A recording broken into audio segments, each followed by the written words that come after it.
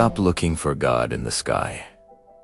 Stop searching in temples and churches. Rumi discovered something 800 years ago that modern science is only now beginning to understand. God isn't found through rules, rituals, or religion alone.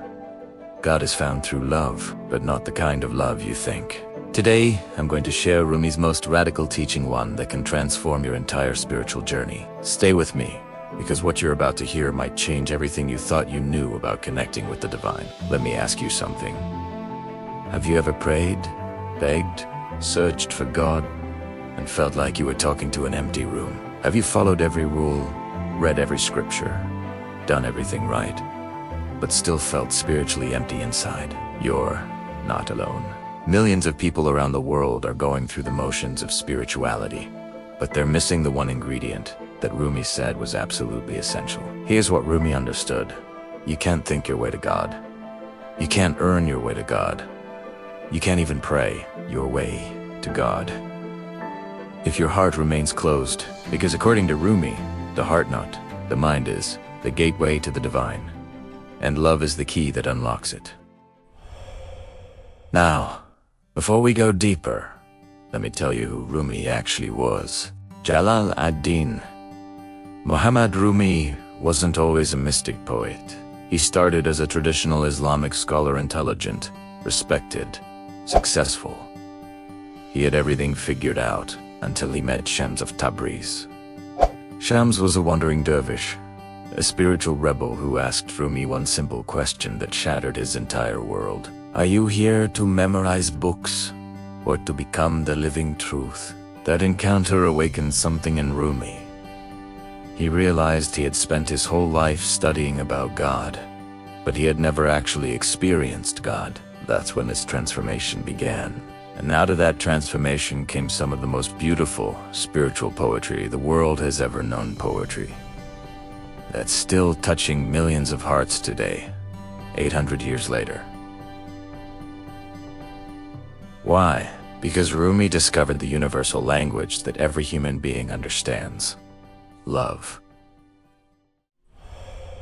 So what exactly did Rumi teach about love? Listen to this. Let yourself be silently drawn by the strange pull of what you really love. It will not lead you astray. Rumi believed that love isn't just an emotion. Love is a force, a magnetic pull that draws you closer to your true nature, and your true nature is God. But here's the key.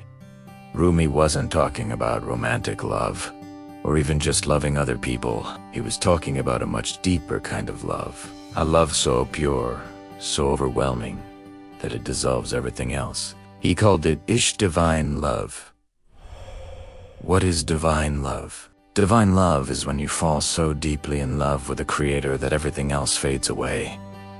Your ego disappears, your fears vanish, your separateness melts. All that remains is pure presence, pure connection, pure oneness. Rumi wrote, "Love is the bridge between you and everything." Think about that for a second. When you truly love someone, your child, your parent, your beloved, what happens? Time stops. The world disappears. All that exists is that moment, that connection. Now, imagine feeling that way about existence itself, about every breath, about the divine presence flowing through all things. That's what Rumi experienced, and that's what he wants you to experience. Rumi taught that there are 3 stages of divine love. This is where it starts. You feel a pull, a longing, a hunger for something more. You don't know what it is yet, but you know there's something beyond this material world calling to you. This is where you become drunk with love. Nothing else matters. You whirl, you dance, you lose yourself completely. This is why the Sufi dervishes spend their physically expressing this spiritual intoxication. Rumi said, "Dance when you're broken open. Dance if you've torn the bandage off. Dance in the middle of the fighting. Dance in your blood. Dance when you're perfectly free." This is the ultimate stage, where lover and beloved become one, where you realize you were never separate from God in the first place. You were always held, always loved, always home, Rumi wrote. Lovers don't finally meet somewhere. They're in each other all along. This is the secret. God isn't somewhere out there. God is the very essence of who you are. Now you might be thinking, this sounds beautiful, but how do I actually do this? How do I open my heart to divine love? Rumi gives us practical guidance. Rumi said, "When I run after what I think I want, my days are a furnace of stress and anxiety. If I sit in my own place of patience, what I need flows to me. Your ego is the barrier. It's the voice that says, I need more. I'm not enough. I'm separate from everyone else." Practice. Start noticing when your ego is talking. When you feel fear, jealousy, pride, just notice it. Don't fight it. Just witness it. That awareness begins to dissolve it. The word dhikr means remembrance of God. It's simple. Bring your attention back to the divine throughout your day. When you wake up, remember, I am held in divine love. When you eat, remember, this nourishment comes from the source. When you breathe, remember, every breath is a gift from the beloved. Rumi said, the wound is the place where the light enters you. Even in your pain, remember God is there. This is the most important practice, Rumi wrote. Let the beauty we love be what we do. Start seeing the divine in everything, in the smile of a stranger, in the color of the sunset, in the taste of water when you're thirsty. Fall in love with existence itself. When you walk down the street, look at the trees and think, the same energy that created me created you. When you see another human being, think, that's God in a different costume. This is how you train your heart to love the way Rumi loved. Here's Rumi's most radical teaching. Don't grieve. Anything you lose comes around in another form. Stop trying to control everything. Stop clinging. Stop resisting. When you surrender to the flow of life, you surrender to God.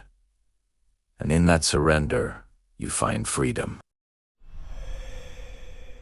Here's what happens when you follow Rumi's path. You stop feeling lonely because you realize you're always in conversation with the divine. You stop feeling anxious because you trust that you're being guided.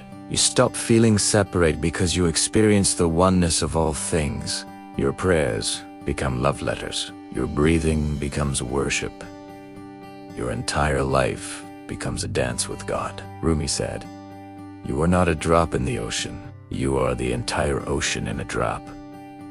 You are not a small, separate thing searching for God. You are God experiencing itself through your eyes. That's the ultimate teaching. There's a beautiful Sufi story about a seeker who knocked on the door of the beloved. Who's there? Called a voice from within.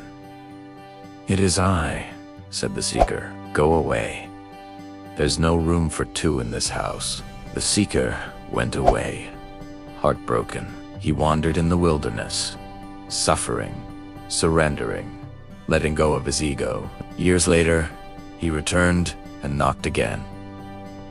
Who's there? This time, the seeker answered, it is you. And the door swung open. That's the journey, from I to you, from separation to union, from fear to love. So here's my invitation to you today. Stop searching for God with your mind. Start feeling for God with your heart. Fall in love with the sunrise, with your breath, with this precious moment. Because Rumi was right. Love is the gateway to God, and that gateway is always open. You just have to be willing to walk through it. I'll leave you with one final verse from Rumi. Out beyond ideas of wrongdoing and right doing, there is a field. I'll meet you there. When the soul lies down in that grass, the world is too full to talk about. May you find that field. May you lie down in that grass. May you know the love that Rumi knew. If this resonated with you, please like this video and share it with someone who needs to hear this message. Subscribe to The Spoken Soul for more wisdom from the Sufi masters. And remember, you are loved. You are held. You are never alone. Until next time, keep seeking the truth with an open heart.